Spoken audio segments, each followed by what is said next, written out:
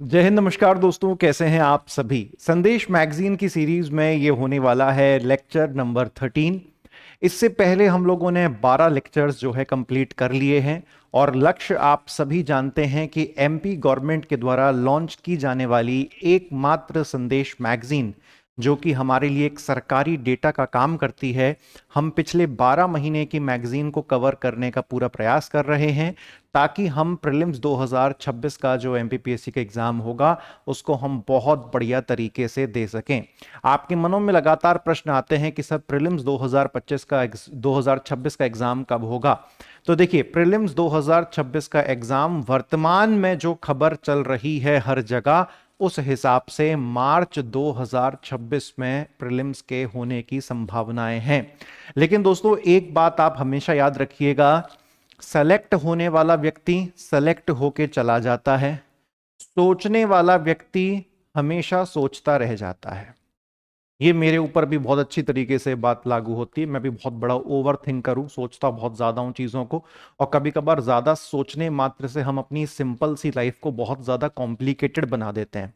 हम लोग लगातार ये सोचते रहते हैं कि ये चीज कब होगी, पर हम ये कभी नहीं सोचते कि ये चीज जब होगी हम उसके लिए हमेशा रेडी रहें, हमको कुछ ऐसा करते रहना है। तो आप लगातार देख रहे हैं 24 वालों का रिजल्ट आ गया, वो निकल गए, 23 वालों का रिजल्ट आ गया, वो निकल गए। सेम इसी तरीके से 25 वालों का भी आ जाएगा, 26 का भी हो जाएगा। लोग सेलेक्ट होने वाले होते रहेंगे और जो सोचने वाला ग्रुप होता है, जो विचार मंथन करने वाला ग्रुप होता है, वो हमेशा केवल सोचता रह जाता है। तो आप प्लीज उससे बाहर आइए दोस्तों। और लगातार, जैसे कि आज से 1-2 साल पहले एक लाइब्रेरियन का एग्जाम करवाया था एमपीपीएससी ने, जिसका कुछ अता पता नहीं चल रहा था। अभी आज ही मतलब 2 दिसंबर को उसकी खबर आ गई कि उसका इंटरव्यू अब होने वाला है 10-12 दिन बाद। तो बताइए, वो तपस्या पूरी होने वाली है स्टूडेंट्स की। तो होता सब कुछ है, स्टेट लेवल पर हमेशा थोड़ा आगे पीछे हो सकता है, परंतु आप सोच विचार वाले टीम में मत जाइए, सोच विचार वाले ग्रुप में मत जाइए, सेलेक्ट होने वाले ग्रुप में ही जाइए। और अगर आपका सच में एमपीपीएससी से बिल्कुल मन उछट गया है तो फिर 1% भी आप इस फील्ड में दिलचस्पी मत दिखाइए। क्योंकि हमको बीच में जब भी हम रहते हैं ना, जैसे गरीब व्यक्ति है वो परेशान नहीं है क्योंकि उसको पता है मेरे पास कुछ नहीं है। अमीर व्यक्ति भी परेशान नहीं है, बोला मेरे पास सब कुछ है। परेशान कौन है? मिडिल वाला व्यक्ति, मिडिल क्लास व्यक्ति, क्योंकि वो नीचे वाला जीवन जी नहीं सकता, ऊपर वाला जीने की अभी उसकी हैसियत नहीं हो पा रही है, तो वो परेशान रहता है। तो अगर आप पीएससी से नफरत कर चुके हैं तो पूरी तरीके से इसको त्याग दीजिए, और थोड़ा सा भी अगर आपकी दिलचस्पी है तो 100% इसमें ध्यान दीजिए। There is no middle path in PSC, याद रखिएगा इस चीज को, ठीक है। तो बिल्कुल रिलैक्स होके आप रहिए और बस अपना कंटेंट पढ़ते रहिए। और प्रीलिम्स 2026 अगर पूरी इच्छा है, मन से इच्छा है, तो डेफिनेटली होगा, ना होने की कोई बात ही नहीं है। और पढ़ना आपको अभी से पड़ेगा, आपके सारे कॉम्पिटिटर्स पढ़ रहे हैं, समझ रहे हैं बात को। चलिए, तो दोस्तों क्योंकि बहुत से लोग कहते हैं अरे यार कोचिंग वाला तो हमेशा तारीफ करेगा ही एग्जाम की, क्योंकि उसको कोचिंग तो चलानी है। मैंने आपसे पहले भी कहा है, आप लोग पढ़ना छोड़ दोगे तो हम कौन सा पढ़ा लेंगे, हम किसे पढ़ाएंगे फिर। आप लोगों का इंटरेस्ट है, आप लोगों की दिलचस्पी है, आप में से ही कुछ लोग हर साल सेलेक्ट होकर डिप्टी कलेक्टर, डीएसपी, तहसीलदार, वित्त विभाग, जीएसटी, इन सब में जाते हैं। तो आप लोगों में से ही तो जाते हैं, उन लोगों को देख के ही तो आप इस फील्ड में आए हो। तो इस फील्ड में कोई किसी को आकर्षित करने का प्रयास नहीं कर रहा है, तो आप ये फितूर निकाल दीजिए अपने दिमाग से। कोई किसी को आकर्षित नहीं कर रहा, ना हम आपको आकर्षित करना चाहते हैं, ना आप हमसे कोई मतलब कोई ऐसा कनेक्शन नहीं है कि भाई हम जैसे कि एक दूसरे के लिए बिजनेस के संबंध में जो है जुड़े हुए हैं। नहीं, ऐसा कुछ भी नहीं है। No one is trying to attract no one. हम सब स्वतंत्र हैं, हमारे जो विचार हैं, हमारे जो फैसले हैं, वो स्वतंत्र हैं। मैं यहां पर हूं क्योंकि मुझे अच्छा लगता है पढ़ाना, आप मुझे देख रहे हैं क्योंकि आपको सेलेक्ट होने की इच्छा है। बस यही रिश्ता है हमारा, और यही रिश्ता हमारा होना चाहिए। तो इसीलिए जब तक आप लोगों के बीच में से लोग सेलेक्ट होते रहेंगे, तब तक चाहे स्टेट पीएससी हो या यूपीएससी हो, इसका क्रेज बना रहेगा। जिस दिन आप लोगों ने फॉर्म भरना बंद कर दिया और आप लोगों में से कोई भी सेलेक्ट होना बंद हो गया, तो उस दिन एग्जाम का क्रेज भी चला जाएगा, एग्जाम भी चला जाएगा, हम भी चले जाएंगे। सोचिए जीवन कितना सरल है, मैंने पूरा समराइज कर दिया आपके लिए। तो बहुत ज्यादा ओवर थिंक नहीं करना है दोस्तों, है ना, ओवर थिंकिंग से जिंदगी बर्बाद होती है। आज का ये जो लेक्चर हमारा रहेगा, आज के लेक्चर में मैं आपको फेब्रवरी मंथ की मैगजीन कवर करवाऊंगा। आप लोगों में से जितने भी नए हैं मेरी बातों को ध्यान से सुन लीजिएगा। मार्च से लेकर अक्टूबर तक मैंने हर मैगजीन को कवर करवा दिया है। मंथली मैगजीन आती है, ये इस तरीके से मंथली मैगजीन आती है सरकार की। तो मार्च, अप्रैल, मई, जून, जुलाई, अगस्त, सितंबर, अक्टूबर, 8 महीने की मैगजीन मैं आपको ऑलरेडी कंप्लीट करवा चुका हूं। 8 मंथ की मैगजीन ऑलरेडी कंप्लीट हो चुकी है। और आज इस वीडियो में मैं आपको फरवरी महीने की मैगजीन कंप्लीट करवाऊंगा। उम्मीद करता हूं ये चीज आपको समझ में आ गई होगी, ठीक है। अच्छा, अब मेरी एक बात समझिएगा, जब हम उल्टे सीक्वेंस में जाते हैं, जैसे कि मैंने लेटेस्ट जो हमारे पास मैगजीन उपलब्ध है अक्टूबर महीने की, क्योंकि नवंबर और दिसंबर सरकार ने अभी लॉन्च नहीं करी है, तो मैंने फैसला किया कि मैं अक्टूबर से रिवर्स में जाऊंगा जनवरी तक, ठीक है। तो इसमें पता है सबसे अच्छा एडवांटेज क्या होता है, जब आप ऊपर से नीचे की तरफ आते हो तो आपको चीजें बढ़ती हुई नजर आती हैं, जब आप नीचे से ऊपर की ओर जाते हैं तो आपको चीजें घटती हुई नजर आती हैं। क्योंकि जो व्यक्ति अक्टूबर पढ़ चुका है तो उसको सितंबर महीने की ज्यादा दिक्कत नहीं आएगी। क्यों? क्योंकि सितंबर को आपने पार करके पहले अक्टूबर पढ़ लिया है, यानी कि आप लेटेस्ट की सारी जानकारी ले लिए हो, उसके बाद आप रिवर्स में जा रहे हो, पीछे जा रहे हो, तो आपकी बहुत सारी चीजें पहले से कवर हो चुकी हैं। जैसे कि मैं फरवरी मंथ की मैगजीन को एनालिसिस कर रहा था, काफी सारी चीजें बीच बीच में रिपीट आ रही थी, बहुत सारी चीजें बीच बीच में रिपीट आ रही थी, कितना सारा डेटा रिपीट आ रहा था। तो मुझे उससे ये चीज अच्छी लगी कि भाई बढ़िया है, ये देखो इससे हमारा क्या हो जाएगा, रिवीजन हो जाएगा, और हमने बहुत सारी चीजें पहले से पढ़ ली हैं, है ना। तो ये एक कहानी होती है। तो इसी पैटर्न को हम लेके चल रहे हैं और आज देख लेते हैं आज हमारे पास क्या खबर यहां पर निकल के आती है। फरवरी मंथ का मैगजीन काफी हल्की थी, लेकिन उसके बाद भी उसमें जितना भी इंपॉर्टेंट डेटा था, हम तो एक एक प्रश्न की लड़ाई करते हैं संदेश मैगजीन की सीरीज में, तो मैं आपको बता देता हूं। जो पहली कहानी है ये बड़ा सिंपल सी खबर है, ये मतलब बड़ी सामान्य सी खबर है दोस्तों, है ना। क्या है? 5वां राज्य मध्य प्रदेश। अब भैया मध्य प्रदेश काय में 5वां राज्य हो गया, ये समझना पड़ेगा। तो मध्य प्रदेश काय में 5वां राज्य हो गया? पूर्ण शराबबंदी, पूर्ण शराबबंदी। अब आप कहोगे सर हमने तो कल ही बोतल खोली है, पूर्ण शराबबंदी कैसे हो गई? सुन लीजिए, देखिए पूर्ण शराबबंदी हुई नहीं है, पूर्ण शराबबंदी हुई नहीं है, होने वाली है, होने वाली है, होने वाली है। मतलब हम उस पाथ पर, उस रास्ते पर हम लोग चल पड़े हैं कि मध्य प्रदेश में पूर्ण रूप से शराब जो है बंद हो जाए और Madhya Pradesh completely dry state बन जाए, ठीक है। हमसे पहले 4 राज्य ये कर चुके हैं पूर्ण शराबबंदी का। एक है मिजोरम, दूसरा है नागालैंड, तीसरा है गुजरात और चौथा है बिहार, ठीक है। तो कौन कौन कर चुका है पूर्ण शराबबंदी? देश में कितने राज्य कर चुके हैं कंप्लीटली लिकर बैन कर चुके हैं, पूर्ण रूप से शराब बंद हो चुकी है? मिजोरम में हो चुकी है, नागालैंड में हो चुकी है, गुजरात में हो चुकी है और बिहार में हो चुकी है। हालांकि वो गैर कानूनी तरीके से तो चलती है, परंतु कानूनी रूप से पूरा ड्राई स्टेट हो चुका है, कहीं भी शराब मिलती नहीं है। तो मध्य प्रदेश भी उसी रास्ते पर चल पड़ा है। अभी तक टोटल 19 शहर और कस्बे जो हैं वहां पर शराब बंद कर दी गई है, परंतु ये मोहन यादव जी का टारगेट है कि पूरे राज्य में हमको शराब बंद करनी है और देश का 5वां राज्य हमको बनना है जहां पर पूर्ण रूप से शराब बंद कर दी गई। दोस्तों मैं आपको एक किस्सा बताता हूं। मैं उदयपुर गया पहली बार घूमने।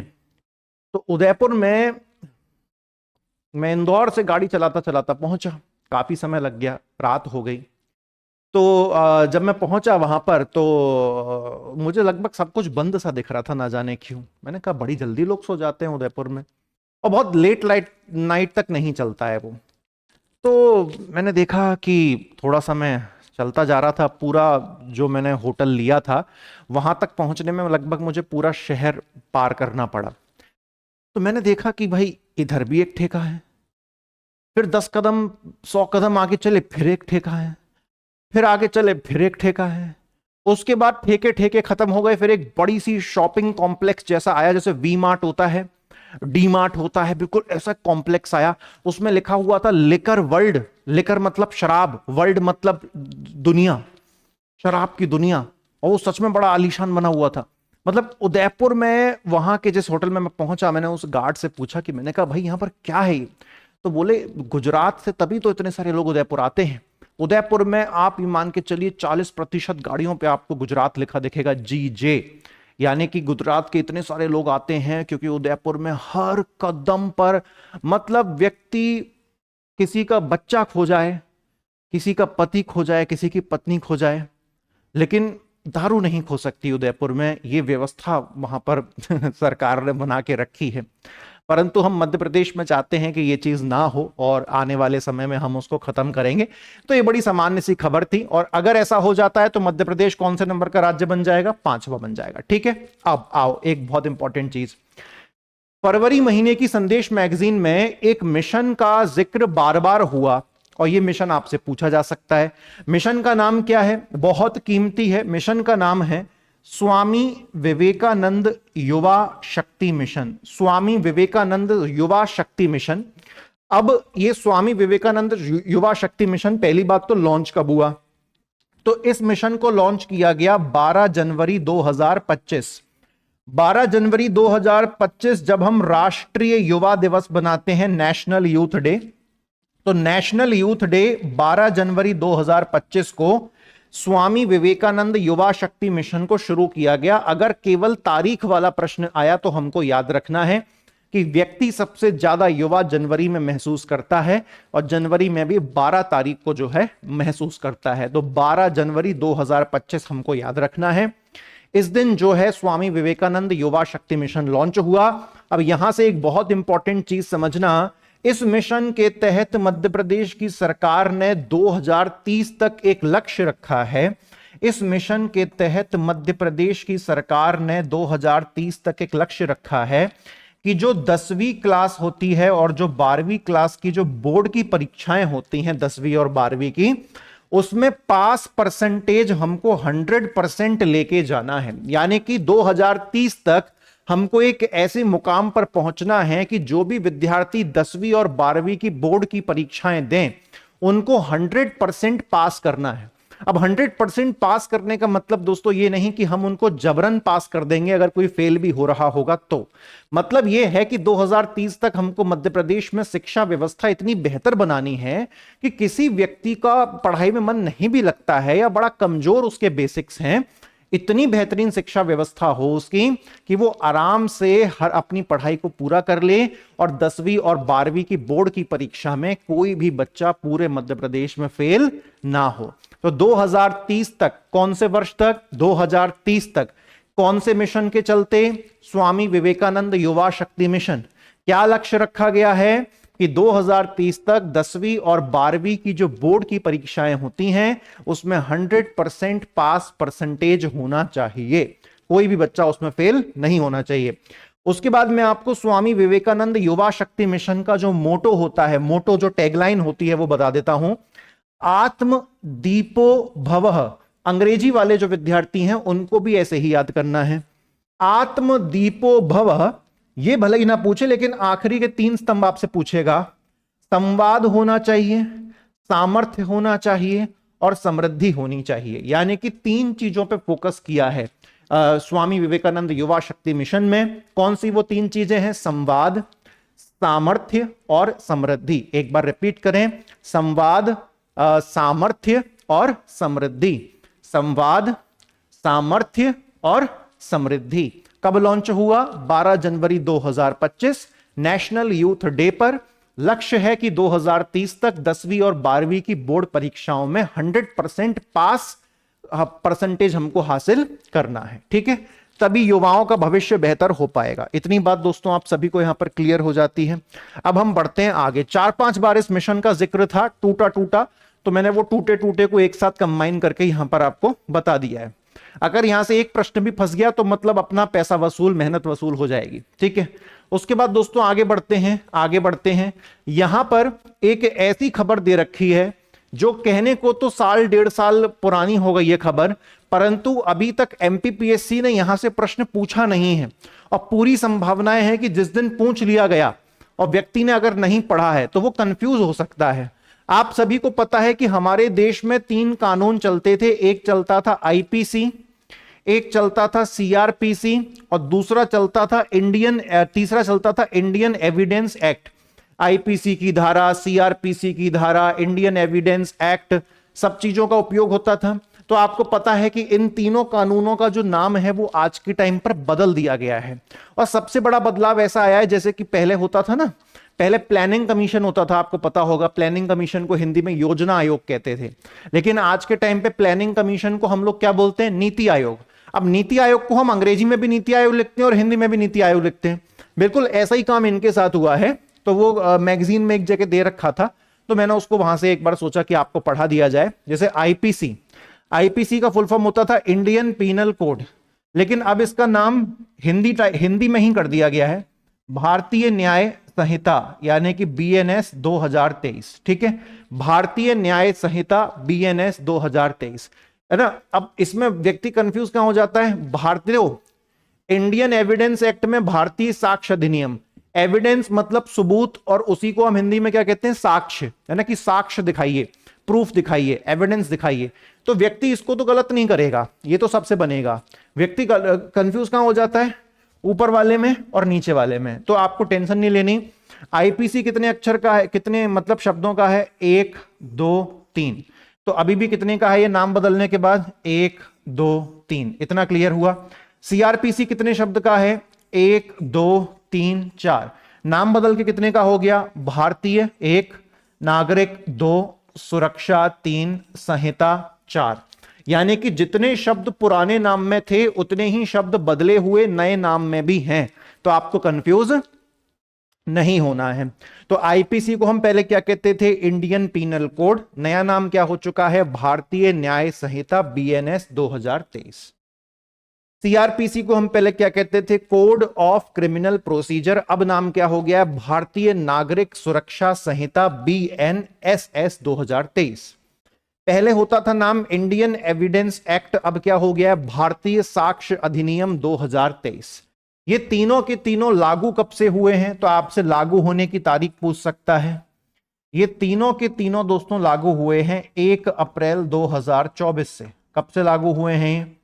ये तीनों के तीनों लागू हुए हैं 1 अप्रैल 2024 से। ये आपको बात दिमाग में रखनी है, ठीक है। उसके बाद मैगजीन को मैं पढ़ रहा था तो मुझे यहां पर एक ऑनलाइन सिस्टम दिखा जिसका नाम था ई रक्षक, और नीचे लिखा हुआ है द स्मार्ट कॉप ऐप। फिर एक दिख रहा है, एक्सक्यूज मी दोस्तों, माफी चाहूंगा, ई रक्षक, नीचे लिखा है the smart cop app. Cop का मतलब होता है पुलिस, कि पुलिस जो है स्मार्ट हो जाएगी इस ऐप को यूज करने के बाद। फिर एक दिख रहा है हमको ई एफआईआर। बेसिकली दोनों एक ही मुहिम का हिस्सा है, समझ लीजिए यहां पर कि ई रक्षक है क्या। ई रक्षक है क्या? मध्य प्रदेश पुलिस का बनाया हुआ एक मोबाइल ऐप है।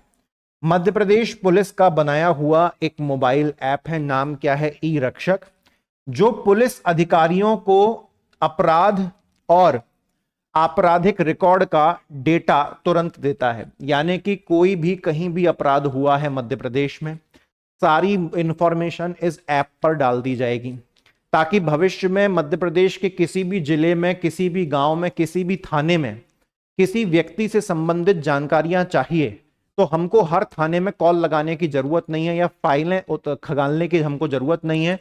कि कहीं का भी कुछ भी कांड हुआ है उसका सारा डेटा इस ई रक्षक ऐप में अपलोड किया जाएगा, ताकि किसी भी कोने में उस सूचना की जरूरत अगर किसी और को वापस से पड़ती है तो वो सिंपल अपना मोबाइल ऐप ओपन करेगा, वहां पर कुछ जानकारियों को डालेगा और उसको पूरी जानकारी, कोई पुराना आपराधिक रिकॉर्ड है, कुछ भी है, पूरी जानकारी उसको मिल जाएगी। उसको थाने में कॉल करके फाइल मंगाने की जरूरत नहीं पड़ेगी। इतनी बात समझ में आ गई। दूसरा, इसके साथ साथ ऑनलाइन एफआईआर की सुविधा भी शुरू हो गई है ना, जिसको हम लोग किस नाम से जानते हैं? E FIR. और इसके लिए व्यक्ति को पुलिस स्टेशन जाने की जरूरत नहीं होती है। बहुत अच्छा काम है। तो आप याद रखिएगा, मध्य प्रदेश पुलिस के द्वारा अपराधों को और अपराधों के रिकॉर्ड को ऑनलाइन करने के लिए कौन सा ऐप बनाया गया है? तो ई रक्षक ऐप बनाया गया है। ठीक है, ई रक्षक ऐप बनाया गया है और इसके माध्यम से हम ऑनलाइन एफआईआर बिना थाने जाए भी कर सकते हैं। एक और सुविधा हमको मिल गई है। ठीक है, चलिए अब हम बढ़ते हैं आगे। दोस्तों आगे मुझे जो है उद्यानिकी के बारे में कुछ देखने को मिला। उद्यानिकी के बारे में मुझे कुछ यहां पर देखने को मिला, है ना। मतलब क्या हो गया? फूलों से संबंधित, है ना। उद्यानिकी का मतलब क्या हो गया? फूलों से संबंधित। तो फूलों के उत्पादन में, यानी कि in terms of flower production, फूलों के उत्पादन में in terms of flower production Madhya Pradesh की कितनी रैंक है? तीसरी रैंक है। लपक के एक फैक्ट हमको यहां से मिल गया। ठीक है, चुपचाप जेब में रख लेना इस फैक्ट को।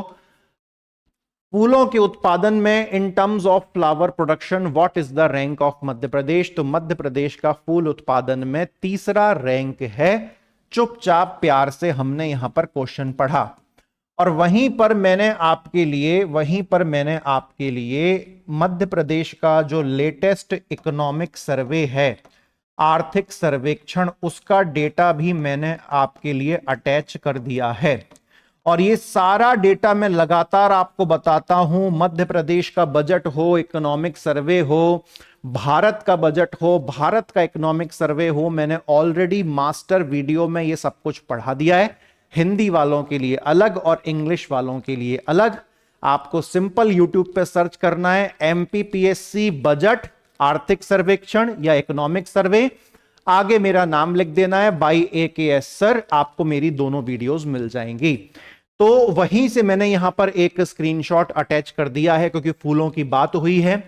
मध्य प्रदेश में उत्पादन के नजरिए से फूलों की रैंकिंग, मध्य प्रदेश में उत्पादन के नजरिए से फूलों की रैंकिंग, यानी कि कौन से फूल का उत्पादन ज्यादा होता है, कौन से का कम होता है, उसके हिसाब से यहां पर हमने रैंकिंग बनाई हुई है। इतनी बात क्लियर हुई।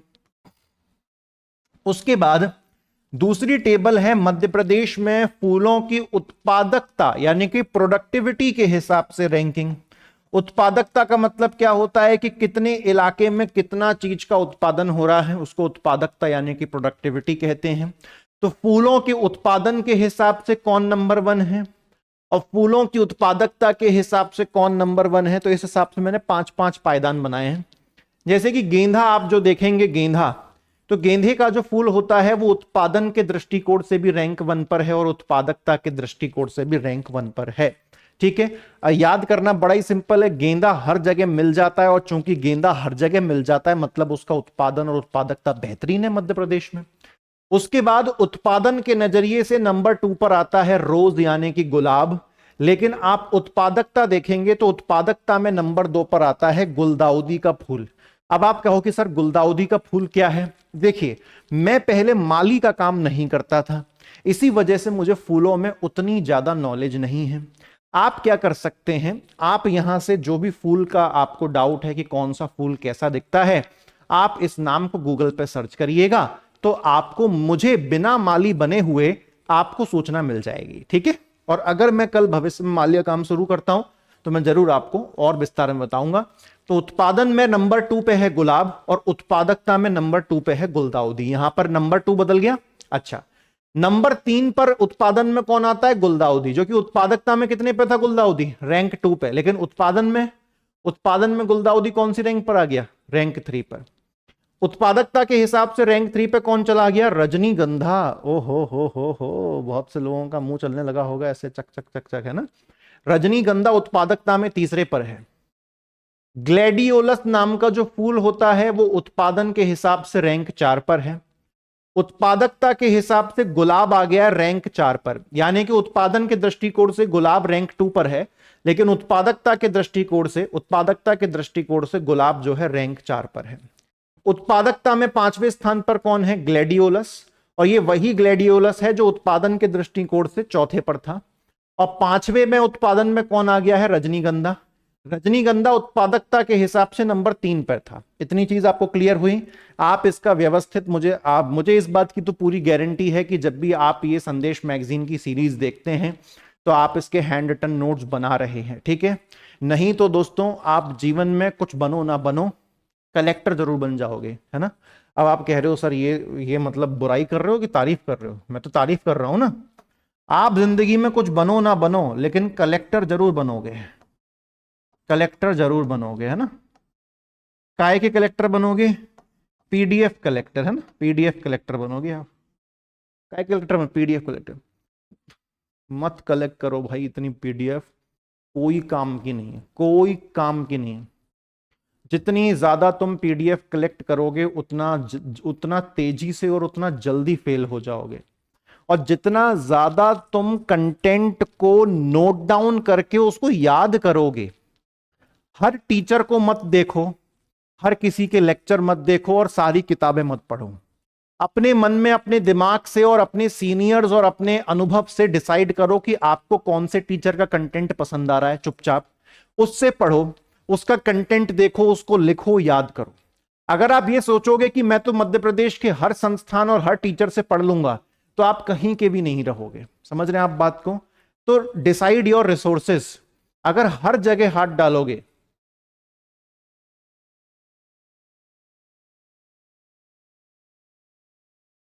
मतलब अगर हर जगह आप, समझ रहे हैं ना आप मेरी बात को, कि मैं ये भी कर लूं, मैं वो भी कर लूं, मैं ये भी कर लूं, तो सब छूट जाएगा। समझ रहे हैं बात को? तो ऐसा नहीं करना है। You have to spend your life with only one partner, and that's what you have to do in competitive exam as well. एक सोर्स, दो सोर्स अपनी फिक्स रखो, हर जगह मत जाओ, नहीं तो आप डेफिनेटली दोस्तों कलेक्टर बन जाओगे पीडीएफ वाले, ठीक है। तो हमने ये समझ लिया कि फूलों के उत्पादन में मध्य प्रदेश का कौन सा स्थान है, तीसरा स्थान है।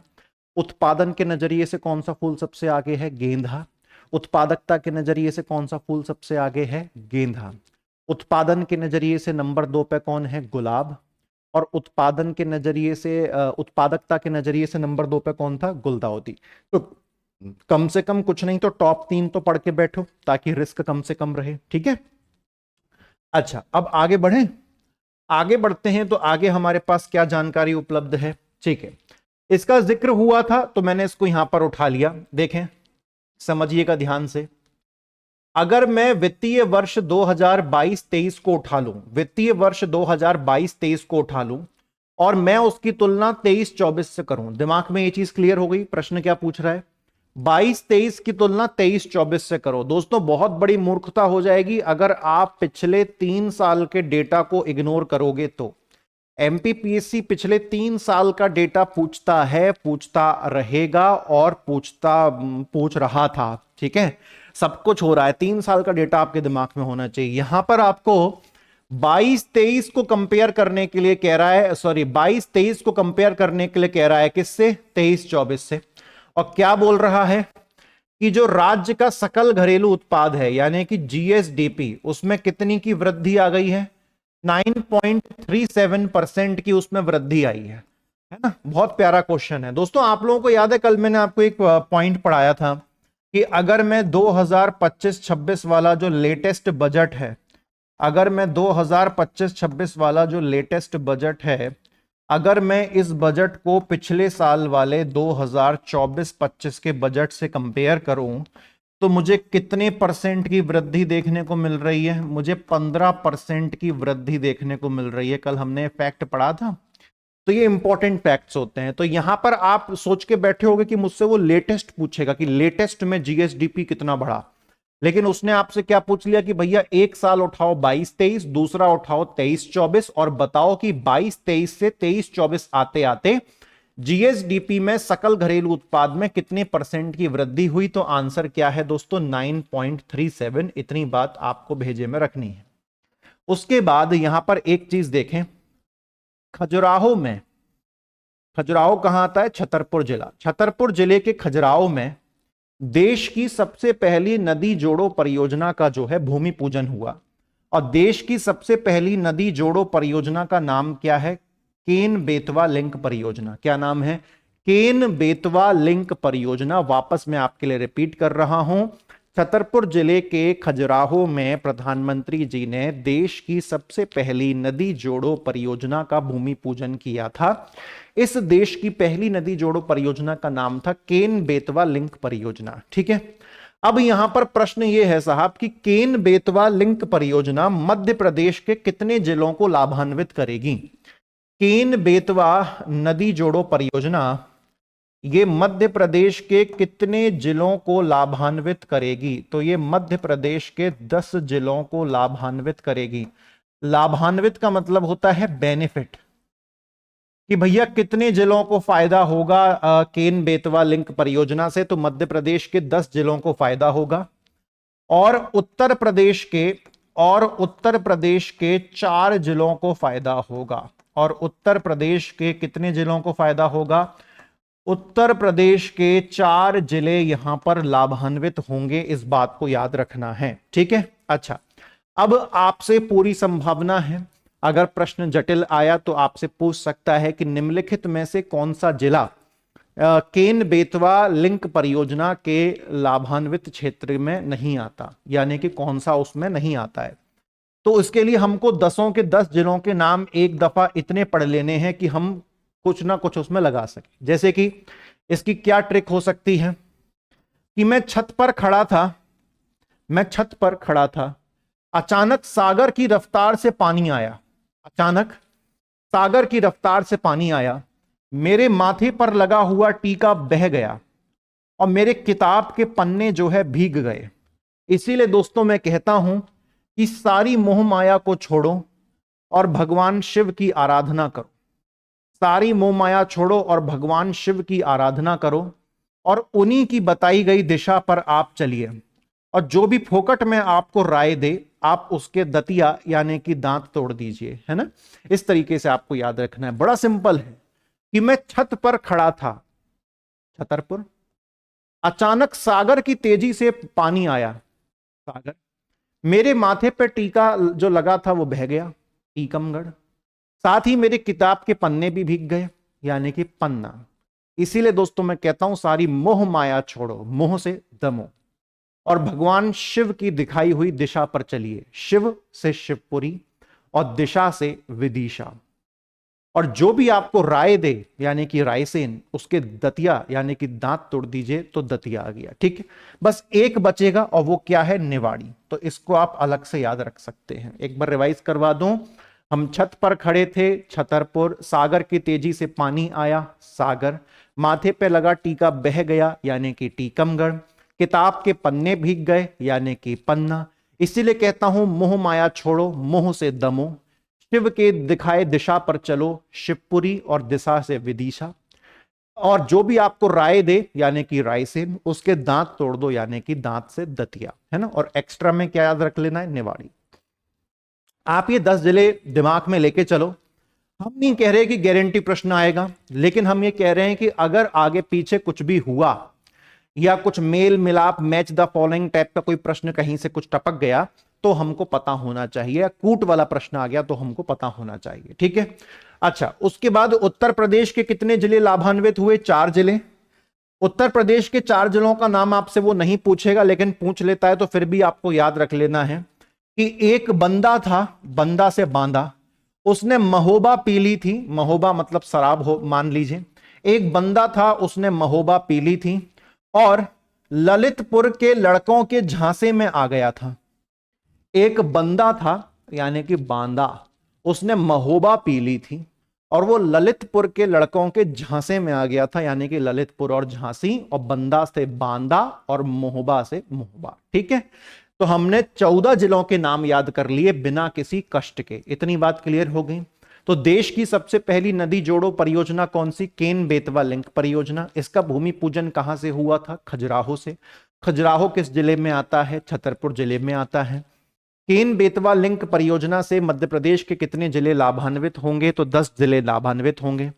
और उत्तर प्रदेश के कितने जिले लाभान्वित होंगे? 4 जिले लाभान्वित होंगे। एक बार नाम रिवाइज कर लेते हैं, छतरपुर, सागर, टीकमगढ़, पन्ना, दमोह, शिवपुरी, दिशा से विदिशा, रायसेन, दतिया, निवाड़ी, बांदा, मोहबा, ललितपुर, झांसी। ठीक है, हो गया। बढ़िया। अब दोस्तों यहां पर देखो, अब यहां पर देखिएगा आप एक चीज, यहां पर एक योजना दे रखी है, रानी दुर्गावती श्री अन्न प्रोत्साहन योजना। ये पहले भी एमपीपीएससी में आ चुका है प्रश्न, तो अगर घूम के आया है ना, अगर ये घूम के आया तो अगर ये घूम के आया तो आपसे ये पूछ सकता है कि जो रानी दुर्गावती श्री अन्न प्रोत्साहन योजना है, श्री अन्न समझते हो आप लोग? श्री अन्न, श्री अन्न का मतलब क्या होता है? मोटा अनाज। यानी कि ये जो योजना है ये किसानों को मोटा अनाज की खेती करने के लिए प्रोत्साहन देती है। इतनी बात समझ में आ गई? इतनी बात समझ में आ गई? मोटे अनाज, मोटे अनाज की खेती, मोटे अनाज की खेती, मोटे अनाज की खेती करने के लिए, मोटे अनाज की खेती करने के लिए प्रोत्साहन देती है, प्रोत्साहन देती है। इतनी बात क्लियर हो गई?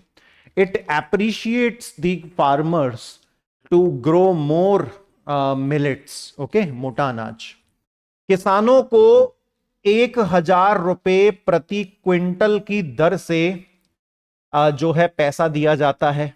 ठीक है, 1,000 रुपए प्रति क्विंटल की दर से जो है क्या दिया जाता है? पैसा दिया जाता है, सहायता दी जाती है। बेसिकली पैसा नहीं, वो खरीदने पे पैसा नहीं दे रहे। अगर आप 1 क्विंटल मोटा अनाज उगा रहे हो तो हम आपको 1,000 रुपए की आर्थिक सहायता देंगे। उसके बाद बेचोगे तो वो तो अलग बेच रहे हो आप। ठीक है, ये तो हम आपको केवल आर्थिक सहायता दे रहे हैं अगर आप 1 क्विंटल मोटा अनाज उगाते हो तो। ठीक है, अधिकतम प्रति हेक्टेयर कितना पैसा दिया जाएगा?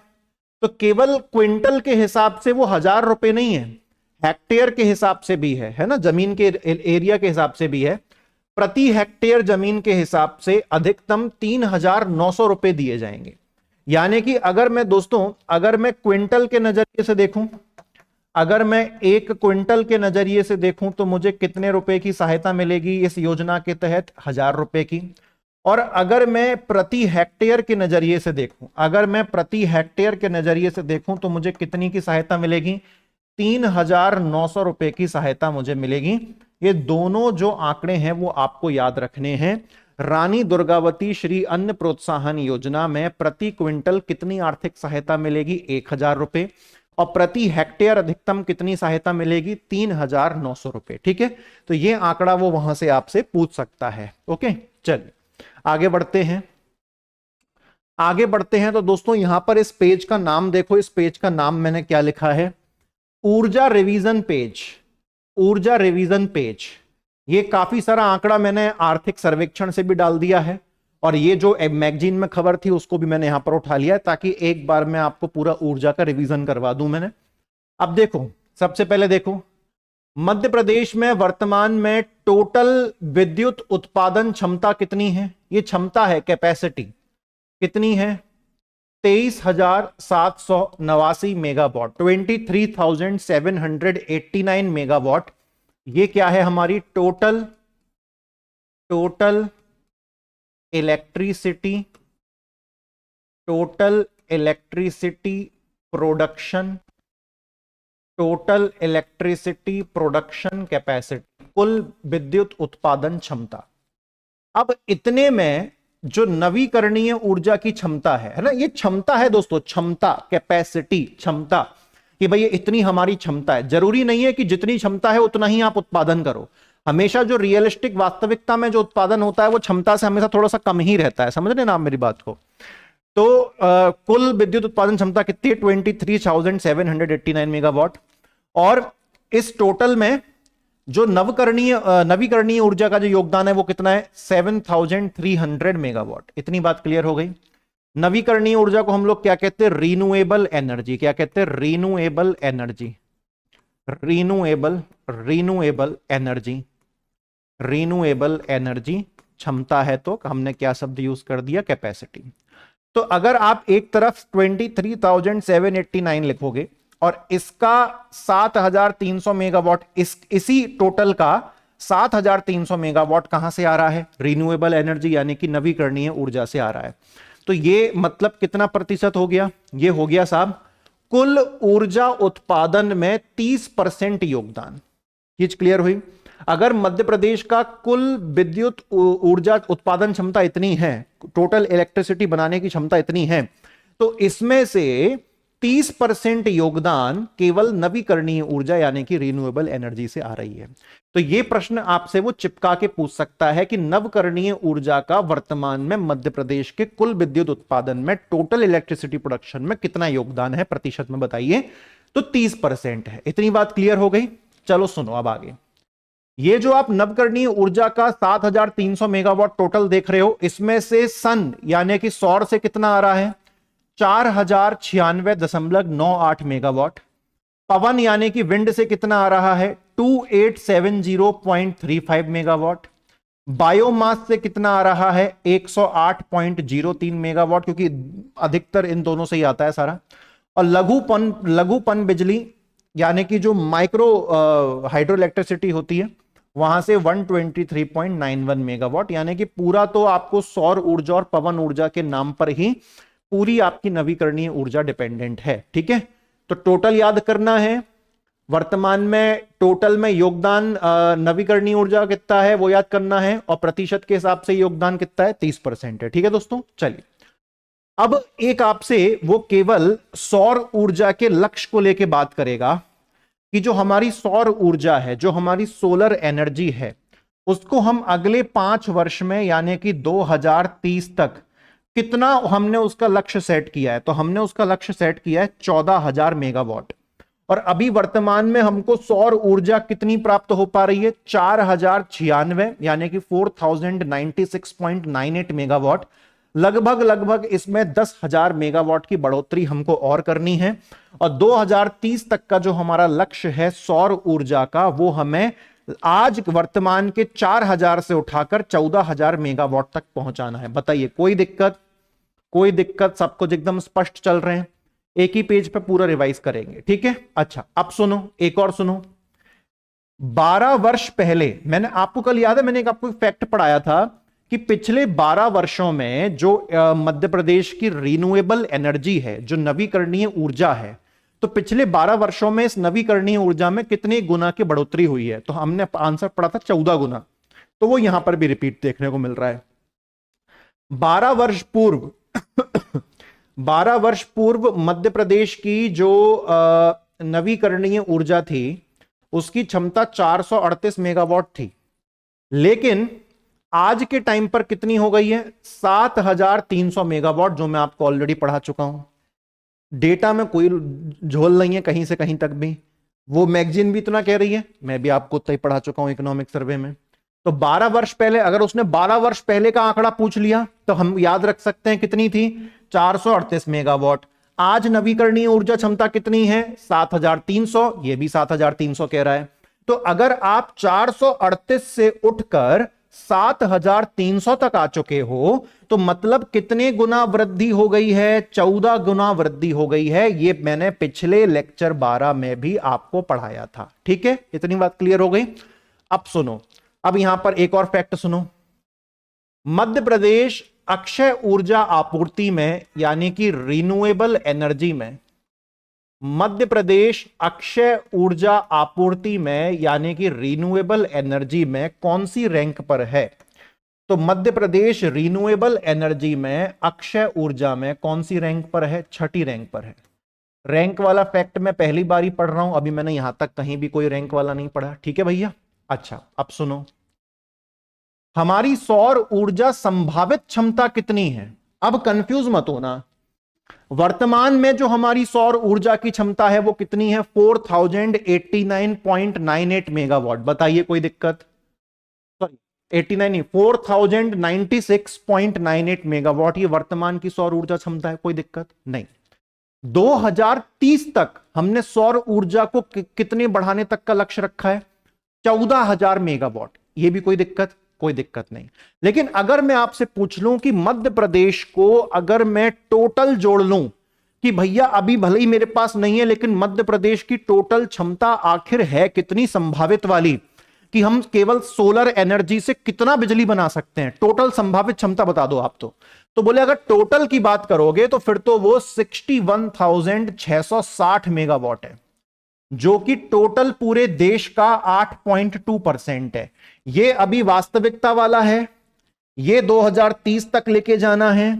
और सारी अगर संभावित क्षमता हमसे कैलकुलेट करवाते हो तो हम मध्य प्रदेश में पूरी की पूरी सौर ऊर्जा की संभावित क्षमता है 61,660 मेगावाट, जो कि देश की सौर ऊर्जा का 8.2% है। इतनी बात भी आपको क्लियर हो गई। 2024, 2030 और टोटल संभावित सब कुछ मिलाकर, ठीक है, तीनों आंकड़े अलग अलग हैं। अगर मैं केवल सौर ऊर्जा के उत्पादन में बात करूं, केवल सौर ऊर्जा उत्पादन में, तो मध्य प्रदेश कौन से रैंक पर है? मध्य प्रदेश 4th रैंक पर है। लेकिन अगर मैं सारी की सारी रिन्यूएबल एनर्जी, सारी की सारी अक्षय ऊर्जा मिला लूं तो मध्य प्रदेश कौन से रैंक पर है? 6ठे पर। और केवल सौर ऊर्जा उत्पादन में मध्य प्रदेश कौन सी रैंक पर है? 4th पर। तो मध्य प्रदेश से पहले 3 और कौन से हैं ये पूछ सकता है। कौन कौन से हैं? Rajasthan number 1, number 2 Jammu Kashmir, number 3 Maharashtra और चौथे पर आता है मध्य प्रदेश, केवल सौर ऊर्जा। ठीक है, अच्छा अगर मैं पवन ऊर्जा की बात करूं तो पवन ऊर्जा में मध्य प्रदेश कौन सी रैंक पर है? 8वीं रैंक पर है। ठीक है भैया, सौर ऊर्जा में 4थी रैंक पर है, ये भी मैंने पढ़ लिया, ऊपर ही अभी पढ़ा है। बायोमास में हमको कोई डेटा दिया नहीं है सरकार ने, नील, इकोनॉमिक सर्वे का डब्बा खाली था इसमें। ठीक है, लघु पन बिजली में यानी कि माइक्रो हाइड्रो इलेक्ट्रिसिटी में हमारी रैंक है 4थी। यानी कि केवल सौर ऊर्जा की बात करोगे तो 4थी रैंक है मध्य प्रदेश की। अगर केवल पवन ऊर्जा की, वे केवल विंड एनर्जी की बात करोगे तो 8वीं रैंक है। सौर में 4थी, विंड में 8वीं। लघु पन बिजली की बात करोगे, माइक्रो हाइड्रो इलेक्ट्रिसिटी की, तो हम वापस से 4थे स्थान पर आ जाते हैं, सौर के बराबर। और अगर सारी नवीकरणीय ऊर्जा को आप मिला देते हैं, टोटल रिन्यूएबल एनर्जी के हिसाब से आप रैंक देखते हैं, तो हम 6ठी रैंक पर हैं। ठीक है, तो 4 4 6 8, 4 4 6 8, क्लियर हो गया। चलो अब दोस्तों यहां पर एक चीज आप और देख लो, यहां पर एक चीज और देख लो। वर्ष 2030 तक, वर्ष 2030 तक, बोले सर अभी हमने वर्ष 2030 तक कुछ तो पढ़ा था। मैं बताता हूं ना क्या पढ़ा था। आपने ये पढ़ा था कि वर्ष 2030 तक हमें मध्य प्रदेश की सौर ऊर्जा का लक्ष्य कितने तक लेके जाना है? 14,000 मेगावाट। आपने बस ये पढ़ा था। ठीक है, ठीक है। अब देखो अब क्या है, वर्ष 2030 तक मध्य प्रदेश की जो टोटल नवकरणीय ऊर्जा है, टोटल नवकरणीय ऊर्जा यानी कि केवल सौर ऊर्जा नहीं, टोटल नवकरणीय ऊर्जा को आप कितने मेगावाट तक ले जाना चाहते हो 2030 तक? तो बोले अगर आप टोटल नवकरणीय ऊर्जा की बात करते हो तो हम 2030 तक उसको 20,000 मेगावाट ले जाना चाहते हैं। और अगर आप केवल सौर ऊर्जा की बात करते हो तो हम उसको 14,000 मेगावाट ले जाना चाहते हैं। यानी कि साफ स्पष्ट हो रहा है कि सौर ऊर्जा का सबसे बड़ा योगदान है टोटल नवकरणीय ऊर्जा के अंदर में, क्योंकि 2030 तक सौर ऊर्जा का टारगेट कितना है? 14,000 मेगावाट। और 2030 तक टोटल नवकरणीय ऊर्जा का टारगेट कितना है? 20,000 मेगावाट। टोटल नवकरणीय ऊर्जा में एमपी की रैंक कितनी है? 6। सौर ऊर्जा में एमपी की रैंक कितनी है? 4। पवन ऊर्जा में एमपी की रैंक कितनी है? 8। लघु पन बिजली में एमपी की रैंक कितनी है? 4। वर्तमान में मध्य प्रदेश का कुल विद्युत उत्पादन क्षमता, टोटल इलेक्ट्रिसिटी प्रोडक्शन कैपेसिटी कितनी है? 23,789 मेगावाट। इस टोटल के अंदर 30% नवकरणीय ऊर्जा का योगदान है। पूरा रिवाइज कर लिया एक ही पेज पर, ठीक है, ताकि बार बार आ रहा था तो मैंने कहा कि भैया 2-3 बार मैगजीन्स में रिपीट हो रहा है तो क्यों ना एक ही पेज पर रिवाइज करवा दिया जाए। उसके बाद देखो होता क्या है, लेक्चर का जो टोटल समय होता है आप उसमें याद करवाने वाला समय भी जोड़ लिया करिए, क्योंकि मैं डेटा अगर आपको फर्राटे से पढ़ाता हुआ जाऊंगा तो आपको भी पता है आपको याद नहीं हो पाएगा। ठीक है, आप अभी याद कर लो वो 10 जिले मध्य प्रदेश के जो केन बेतवा लिंक परियोजना से लाभान्वित होंगे, आपको सारे नाम रटे होंगे अभी भी। ठीक है, चलो आगे देखें। एक हमने यहां पर मिशन देखा था, यूथ पावर मिशन, मैगजीन को जब हम पढ़ रहे थे तो हमने पाया कि यूथ पावर मिशन कुछ और नहीं बल्कि जो हमने शुरुआत में स्वामी विवेकानंद शक्ति मिशन पढ़ा था ना, जो 12 जनवरी 2025 को लॉन्च हुआ था, जिसमें 10वीं और 12वीं क्लास के जो विद्यार्थी हैं उनको कब तक हमको 100% वो करवाना है बताना आप मुझे, कमेंट सेक्शन में पीछे ही पढ़ाया था मैंने। स्वामी विवेकानंद युवा शक्ति मिशन के अंतर्गत 10वीं क्लास के बच्चों को और 12वीं क्लास के बच्चों को बोर्ड परीक्षाओं में 100% पास करने का लक्ष्य है, वो कौन से वर्ष तक का रखा गया है? ऐसे ही तो प्रश्न आते हैं, बताइएगा मुझे कमेंट में, ठीक है। तो इसको तो आप ना भी पढ़ो तो चलेगा। आप एक बार इसमें देखो, मुख्यमंत्री सीखो कमाओ योजना, योजना भले ही पुरानी है लेकिन मैगजीन में चर्चा में थी तो इसीलिए हमने एक बार इसको उठा लिया। मुख्यमंत्री सीखो कमाओ योजना कब शुरू हुई थी? 22 अगस्त 2023 को। पहली बात आपको यह समझनी है, इसमें कौन से युवाओं की जो है एलिजिबिलिटी रहेगी? एज होनी चाहिए 18 से 29 वर्ष के बीच, एज होनी चाहिए 18 से 29 वर्ष के बीच। उसके बाद मध्य प्रदेश के स्थानीय निवासी होना जरूरी है। उसके बाद या तो 12वीं पास हो या ITI कर रखा हो या डिप्लोमा वगैरह कर रखा हो, है ना। तो ये पात्रता है कि 18 से 29 वर्ष की एज होनी चाहिए, मध्य प्रदेश के स्थानीय निवासी आप होने चाहिए, या आपने 12वीं पास कर रखी हो या ITI या कुछ और ऊपर की आपने पढ़ाई कर रखी हो, ठीक है। अच्छा, अब इसमें क्या है, स्टाइपेंड मिलता है। जब भी आप कहीं पर वो करते हो ना इंटर्नशिप, तो इंटर्नशिप के बदले में आपको सैलरी मिलती है जिसको हम स्टाइपेंड कहते हैं, ठीक है। अब देखो, जो बच्चा 12वीं पास है, जो बच्चा 12वीं पास है उसे सरकार कितने का स्टाइपेंड दिलवाएगी? 8,000 रुपए का स्टाइपेंड दिलवाएगी। जिसने ITI किया हुआ है, थोड़ा सा और बढ़िया पढ़ा हुआ है, उसको कितने का स्टाइपेंड मिलेगा? उसको 8,500 का स्टाइपेंड मिलेगा। जिसने भैया डिप्लोमा कर रखा है ITI से भी थोड़ा और बेहतर, उसे कितने का स्टाइपेंड मिलेगा? 500 और बढ़ा दो, 9,000। और जिसने जो है अपनी ग्रेजुएशन वगैरह कर रखी है, हायर पढ़ाई कर रखी है, ग्रेजुएशन कर रखी है, तो उसको कितना मिलेगा? उसको 10,000 रुपए स्टाइपेंड जो है मिलेगा, ठीक है। अब क्या होगा, बच्चों को जो है इंटर्नशिप करने का मौका भी मिल रहा है, उसके बदले में पैसा भी मिल रहा है, तो बच्चा सीख भी रहा है, बच्चा कमा भी रहा है। इसलिए योजना का नाम क्या है? सीखो कमाओ योजना, ठीक है। अब यहां पर आप देखें, 22 अगस्त 2023 को लॉन्च हुआ था। 12वीं पास बच्चे को 8,000 स्टाइपेंड, ITI वाले को 8,500, डिप्लोमा वाले को 9,000 और ग्रेजुएट वाले को 10,000, ठीक है। बस इतना आपको इसमें पढ़ना है। आगे देखें दोस्तों, यहां पर हमको एक कवि का जिक्र देखने को मिलता है जिनका नाम है कवि प्रदीप। ये आपके मध्य प्रदेश के आर्ट एंड कल्चर वाले टॉपिक से प्रश्न बन सकता है। मध्य प्रदेश के आर्ट एंड कल्चर वाले टॉपिक से ये प्रश्न आपका बन सकता है। क्या प्रश्न है? नाम है कवि प्रदीप। अक्सर जितने भी कवि होते हैं वो अपना बुक नेम अलग लगते हैं और उनका ओरिजिनल नाम कुछ अलग होता है। तो कवि प्रदीप का पहली बात तो मूल नाम क्या है, इनका ओरिजिनल नाम क्या है? तो वो है रामचंद्र नारायण जी द्विवेदी, ठीक है। ये हमसे पूछ सकता है, ये हमसे पूछ सकता है मूल नाम, ये हमसे पूछ सकता है मूल नाम, ठीक है। तो कवि प्रदीप जो कि मध्य प्रदेश से ताल्लुकात रखते हैं, इनका मूल नाम क्या था? तो इनका मूल नाम रामचंद्र नारायण जी द्विवेदी था, ठीक है। अच्छा, उसके बाद इनका जन्म कहां हुआ था? मध्य प्रदेश के उज्जैन जिले में जो है इनका जन्म हुआ था। कब हुआ था? 1915 में। और इनका स्वर्गवास कब हुआ? 1998 मुंबई में, ठीक है। पूरा इनका नाम क्या था? कवि प्रदीप। मूल नाम क्या था? रामचंद्र नारायण जी द्विवेदी। जन्म कहां हुआ? मध्य प्रदेश के उज्जैन जिले में 1917 में। और मृत्यु कब हो गई, स्वर्गवास कब हो गया? 1998 में, सॉरी 1915 में जन्म हुआ था, ठीक है। अच्छा, तो ये तो इनकी जानकारी हो गई, लेकिन अभी सुनो, यहां से एक तगड़ा क्वेश्चन क्या आएगा दोस्तों। कवि प्रदीप के नाम पर ना सम्मान दिया जाता है। जैसे कि मैंने आपको VS वाकाणकर के नाम पर सम्मान पढ़ाया था, पूरी कहानी समझाई थी, ऐसे ही कवि प्रदीप के नाम पर सम्मान दिया जाता है। और यह सम्मान शुरू किया गया था 2013 में। यह सम्मान शुरू किया गया था 2013 में, ठीक है। और इसका पूरा नाम है कवि प्रदीप राष्ट्रीय सम्मान, यानी कि राष्ट्र स्तर पर, इंडिया लेवल पर, जरूरी नहीं है कि किसी MP वाले को ही देना है, इंडिया लेवल पर जो भी अच्छा काम करेगा उसको इस सम्मान से सम्मानित किया जाएगा। और इस सम्मान की शुरुआत कब हुई है? इस सम्मान की शुरुआत हुई है 2013 में, ठीक है। ये दोस्तों अभी तक जितने भी लोग हैं, ये जितने भी अभी तक लोग हैं, इनको ये सम्मान जो है प्राप्त हुए हैं। बस मैं यहां पर एक प्रश्न आपसे भी पूछना चाहूंगा जो मुझे थोड़ा सा डाउट जा रहा था। ये यहां पर कहते हैं कि कवि प्रदीप राष्ट्रीय सम्मान की शुरुआत 2013 में हुई है, लेकिन जो पहला सम्मान मिल रहा है वो 2012 से मिल रहा है। या तो इसमें खेल ये हो सकता है कि कोई सम्मान बनता है, कोई सम्मान बनता है मान के चलो 25 में, और उस सम्मान के तहत हम पिछले साल से अवार्ड देना शुरू करते हैं, है ना।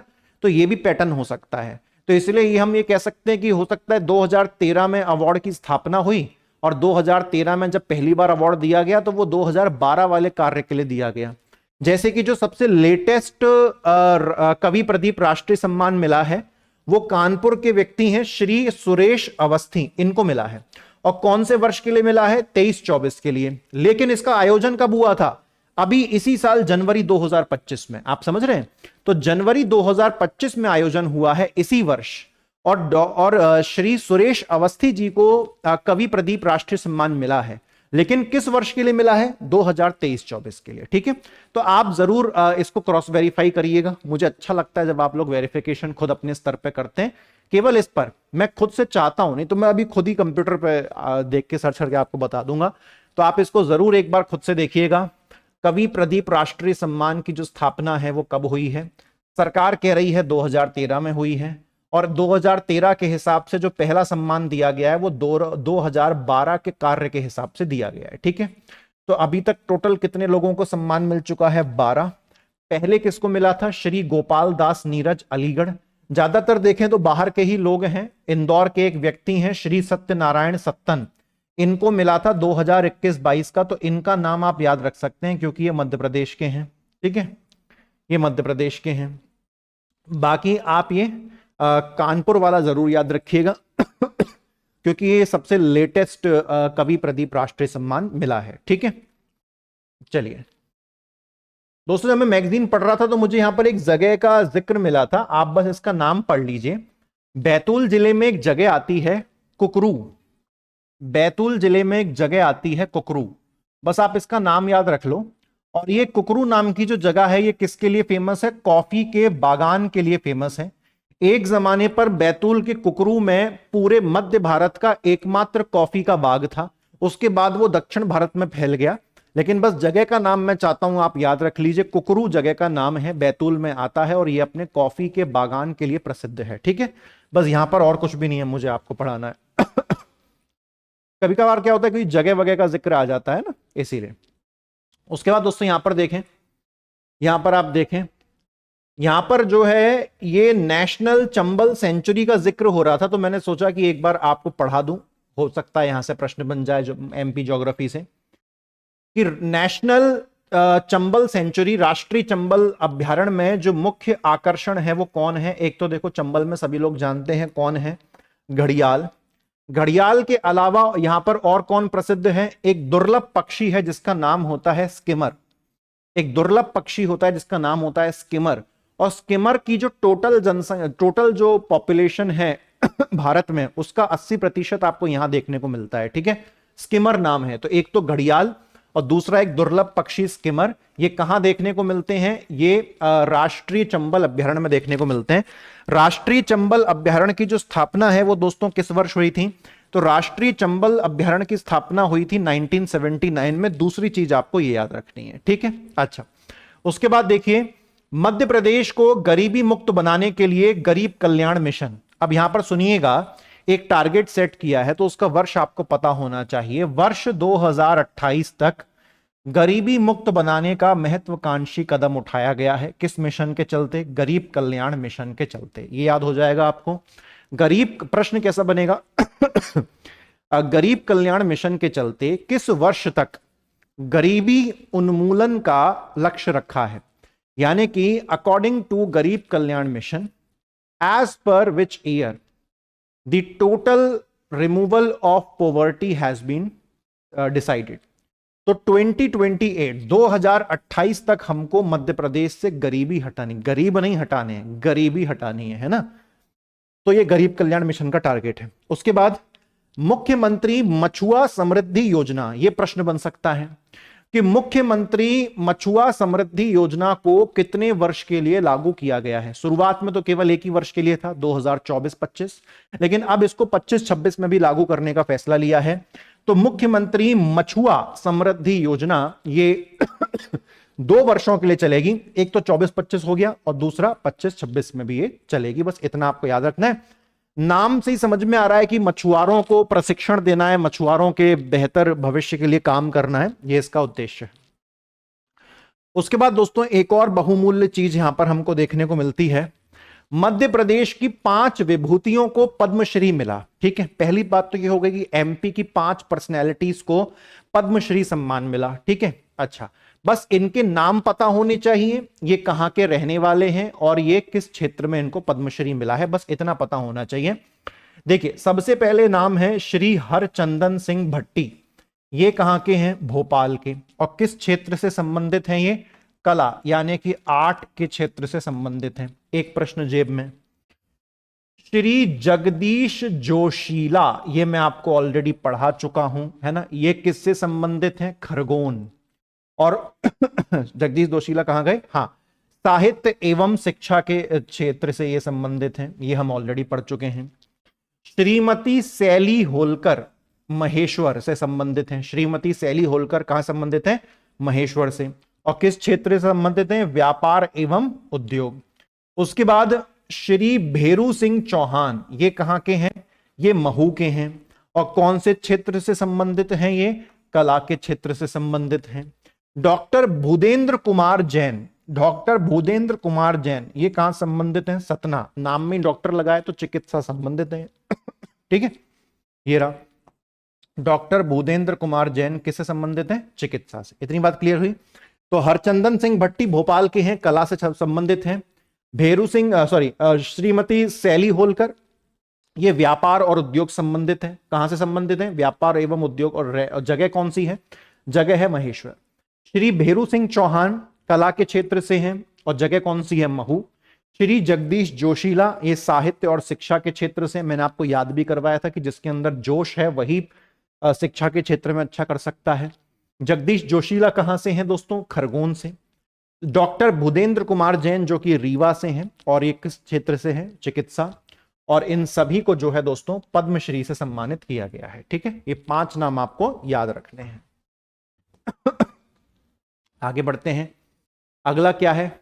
आगे देखें दोस्तों, अगला क्या है? इंदौर बना देश का वेटलैंड शहर। इंदौर बना देश का वेटलैंड शहर, हमारे लिए गौरव का क्षण। बिल्कुल सही बात है दोस्तों, है ना। देखिए, सबसे पहले मैं ये जानना चाहता हूं कि आपको वेटलैंड शब्द का मतलब पता है क्या? वेटलैंड, वेटलैंड का मतलब होता है आर्द्र भूमि। पहले कॉन्सेप्ट भी तो पता होना चाहिए ना। मतलब एक ऐसी जमीन जो हमेशा कुछ इंच पानी में डूबी रहती है। एक ऐसी जमीन जो हमेशा कुछ इंच पानी में पूरे साल के हर दिन डूबी रहती है। तो इससे क्या होता है कि वहां पर एक अच्छा इकोसिस्टम डेवलप होता है, पेड़ पौधे अनेक प्रकार के उगते हैं, पक्षी काफी सारे आते हैं। तो इसीलिए ऐसी वेटलैंड, ऐसे आर्द्र भूमियों का कंजर्वेशन, संरक्षण करना बहुत जरूरी होता है पर्यावरण के नजरिए से। और जो भी शहर अपने किसी वेटलैंड का, अपने किसी आर्द्र भूमि का अच्छा संरक्षण करेगा तो उसे सम्मानित करने के लिए रामसर साइट्स में या रामसर कन्वेंशन की तरफ से उसको शामिल किया जाएगा। ठीक है, अब यहां पर आप देखिए 26 जनवरी 2025 में भारत के पहले दो शहरों को चुना गया। एक था इंदौर मध्य प्रदेश और दूसरा था उदयपुर राजस्थान। ठीक है, ये इंडिया के पहले 2 शहर ऐसे थे जिनको किस चीज के लिए चुना गया? जिनको वेटलैंड सिटी के रूप में चुना गया। वेटलैंड सिटी का मतलब दोस्तों क्या होता है? वेटलैंड सिटी का मतलब होता है आर्द्र भूमि नगर। इंदौर और उदयपुर, जैसे उदयपुर में तो बहुत सारी झीलें हैं, तो झील तो वैसे ही पानी भरा रहता है, तो वो आ गई आर्द्र भूमि के कैटेगरी में। इंदौर में ऐसा साफ क्या है? तो इंदौर में सिरपुर झील है। इंदौर में कौन सी है? सिरपुर सरोवर, सिरपुर लेक जिसे हम कहते हैं। और इंदौर ने अपनी इस सिरपुर सरोवर को, सिरपुर लेक को बहुत अच्छी तरीके से उसका कंजर्वेशन किया है, संरक्षण किया है। उदयपुर ने भी अपनी झीलों का बहुत अच्छे से ध्यान रखा है। इसीलिए इंदौर और उदयपुर को एक टैग दिया गया है, एक मान्यता दी गई है कि तुम तो आर्द्र भूमि नगर हो, यानी कि तुम वेटलैंड सिटी हो। क्योंकि तुम बहुत अच्छा संरक्षण कर रहे हो अपने इलाके की आर्द्र भूमियों का। तो बड़ा सिंपल सा प्रश्न है, इंदौर और उदयपुर को सबसे पहले चुना गया किस वर्ष? 26 जनवरी 2025। पहले बात तो शहर का नाम पूछेगा कि मध्य प्रदेश से कौन सा शहर चुना गया? इंदौर। बहुत से लोग भोपाल भी टिक कर सकते हैं। और बाकी इंदौर के साथ और कौन चुना गया? उदयपुर चुना गया राजस्थान से, है ना। और इंदौर क्यों चुना गया? क्योंकि इंदौर की सिरपुर झील है जिसका उसने बहुत अच्छी तरीके से संरक्षण किया है ना। सिरपुर सरोवर है ना दोस्तों, इसको एक रामसर आर्द्र भूमि का दर्जा जनवरी 2022 में मिला था, यह भी आपको याद रखना है, ठीक है। क्योंकि जो रामसर होता है ना, रामसर जो बॉडी है वो किसी भी इलाके को आर्द्र भूमि का दर्जा देती है। हर भूमि आर्द्र भूमि के दर्जे में नहीं आती है। तो रामसर की तरफ से कोई किसी भूमि को आर्द्र भूमि का दर्जा दिया जाता है। रामसर वालों ने किसी जगह को आर्द्र भूमि का दर्जा दे दिया, अब आपको उस जगह का ध्यान रखना है। अगर आप उस जगह का ध्यान रखोगे तो फिर रामसर वाले क्या करेंगे? आपके शहर को एक आर्द्र भूमि नगर घोषित कर देंगे, वेटलैंड सिटी, ठीक है। तो रिवाइज कर लें एक बार, इंदौर में कौन सा सरोवर? सिरपुर लेक। सिरपुर लेक को आर्द्र भूमि यानी कि ये वेटलैंड कब घोषित किया गया? जनवरी 2022 में। इंदौर ने बहुत अच्छा संरक्षण किया, कंजर्वेशन किया सिरपुर सरोवर का, इसीलिए इंदौर को जो है वेटलैंड सिटी यानी कि आर्द्र भूमि नगर की मान्यता मिली। कब? 26 जनवरी 2025 में। इंदौर के साथ साथ भारत के एक और शहर को वेटलैंड सिटी की मान्यता मिली, वो कौन सा शहर है? उदयपुर, राजस्थान, ठीक है दोस्तों। तो उम्मीद करता हूं कि माइंड में क्लैरिटी आई होगी कि खबर क्या है, ठीक है। अच्छा, अब दोस्तों हम आ चुके हैं अपने अंतिम पड़ाव पर। यहां पर कुछ प्रश्न हैं जिनका जवाब आप कमेंट सेक्शन में हमेशा की तरह देना है। पूछता है कि 2023-24 में 2023-24 में कौन सा ईयर है? 2023-24 में, ठीक है। कभी भी प्रश्न में कोई वर्ष लिखा होता है ना, पूरा फोकस उस पर डाल दिया करो। बोले 2023-24, 23-24 मैंने क्या पढ़ा था, 23-24 क्या पढ़ा था, 23-24 तो दिमाग चलेगा, है ना। तो 2023-24 में प्रचलित मूल्य पर, करेंट प्राइस पर मध्य प्रदेश की प्रति व्यक्ति आय यानी कि पर कैपिटा इनकम कितनी थी? तुम पहले तो मुझसे पूछ रहा है कौन से ईयर की बात कर रहा है? 2023-24। फिर वो क्या पूछ रहा है कि मध्य प्रदेश की प्रति व्यक्ति आय बताओ, पर कैपिटा इनकम, और फिर पूछ रहा है प्रचलित मूल्य, करेंट प्राइस पर। तो ये ऑप्शन है हमारे सामने, है ना। तो इतना कम तो नहीं हो सकता, ये बहुत ज्यादा है। ये जो है ये प्रचलित मूल्य पर ही है, ये प्रचलित मूल्य पर ही है, ये प्रचलित मूल्य पर ही है, परंतु 2024-25 का है, परंतु 2024-25 का है। ये जो है ये स्थिर मूल्य पर है, ये स्थिर मूल्य पर है। स्थिर मूल्य बोले तो कांस्टेंट प्राइस, कांस्टेंट प्राइस पर है, ये स्थिर मूल्य पर है, कांस्टेंट प्राइस पर है। परंतु ये है 2023-24 का ही। लेकिन उसने 2023-24 का कांस्टेंट प्राइस पर थोड़ी ना पूछा, उसने करंट प्राइस पर पूछा है। तो कौन सा आंसर हो गया? 1,42,565। और अगर वो मध्य प्रदेश की प्रति व्यक्ति आय प्रचलित मूल्य पर, करंट प्राइस पर 2024-25 की पूछ लेता तो आंसर होता 1,52,615। लेकिन उसने 24-25 का नहीं पूछा, उसने 23-24 का पूछा, 1,42,565, ठीक है। अगर स्थिर मूल्य पर पूछता 23-24 का तो आंसर हो जाता 66,441। और 2024-25 के हिसाब से मैंने आपको क्या पढ़ाया था, अगर कोई आपसे 2024-25 के हिसाब से मध्य प्रदेश की प्रति व्यक्ति आय पूछ ले, वो भी कांस्टेंट प्राइस पर, स्थिर मूल्य पर, तो वो 23-24 की तुलना में थोड़ी सी बढ़ी थी और 66,000 से बढ़ के लगभग 70,000 पहुंच गई थी, है ना। तो वो 70,000 उसका आंसर बनेगा वहां पर, ठीक है। चलिए आगे बढ़े, एक और प्रश्न करिए, एक और प्रश्न करिए। ये प्रश्न क्या कहता है हमसे, कितने प्रतिशत से वर्ष 2025-26 के बजट का जो आकार है वो 24 की तुलना में कितने प्रतिशत से बढ़ा है? अरे ये तो हमने आज ही रिवाइज किया कि 25-26 का बजट में उठा के देखूं और 24-25 का बजट में उठा के देखूं तो दोनों वर्ष की तुलना में 25-26 के बजट में कितने परसेंट की वृद्धि आई है। तो आज ही हमने पढ़ा था, इसका आंसर, सही आंसर क्या है? 15% है ना। कितनी? 15% वृद्धि आई है, ठीक है। अंतिम प्रश्न, क्या कहता है? बहुत प्यारा प्रश्न है। क्यों? क्योंकि ये विकसित मध्य प्रदेश जो 2047-48 का लक्ष्य है उससे संबंधित है। 2047-48 तक मध्य प्रदेश का जो सकल घरेलू उत्पाद है जीएसडीपी, उसकी अनुमानित चक्रवृद्धि वार्षिक वृद्धि दर कितना बताया गया है? मैंने कल आपको पढ़ाया था कि मध्य प्रदेश अभी जिस स्थान पर बैठा है, आज से लेकर 2047 तक हमको जाना है। और हमने सबने पढ़ा है कि 2047 तक मध्य प्रदेश, विकसित मध्य प्रदेश की जो टारगेट है जीएसडीपी का, वो कितना है? $2 ट्रिलियन, यानी कि 250 लाख करोड़। और अगर मुझे $2 ट्रिलियन तक का सफर तय करना है तो मुझे आज से ही हर वर्ष लगभग कितनी अनुमानित वृद्धि करनी पड़ेगी, या मैं करूंगा, वो कितनी है अनुमानित सालाना वृद्धि? तो हमने कल पढ़ा था, इसका सही आंसर दोस्तों क्या है? 8.6%। यानी कि 2047-48 तक, 2047-48 तक हर वर्ष 2047-48 तक हर वर्ष मध्य प्रदेश का जीएसडीपी, हर वर्ष मध्य प्रदेश का जीएसडीपी लगभग लगभग 8.6%, 8.6% से बढ़ेगा, 8.6% से बढ़ेगा। ठीक है, ये इसका आंसर है 8.6%। ठीक है दोस्तों, चलिए तो आज के जो समाचार हैं वो भी हो जाते हैं समाप्त। अब मैं मिलूंगा आपसे, एक और वीडियो बनाऊंगा जिसमें जनवरी की मैगजीन भी पूरी खत्म हो जाएगी। वो हो सकता है आखिरी लेक्चर हो जाए। कब तक? जब तक नवंबर और दिसंबर की मैगजीन सरकार लॉन्च नहीं कर देती। लॉन्च कर देगी तो वो भी पढ़ा देंगे। ठीक है, तो आपको चिंता करने की जरूरत नहीं। बोले सर सीरीज बंद हो गई, क्या लेक्चर नहीं आ रहे? जब तक मैगजीन उपलब्ध है लेक्चर आते रहेंगे, और जैसे ही मैगजीन खत्म हो जाएंगी लेक्चर बंद हो जाएंगे, फिर नई मैगजीन आ जाएगी, फिर मैं लेक्चर डाल दूंगा।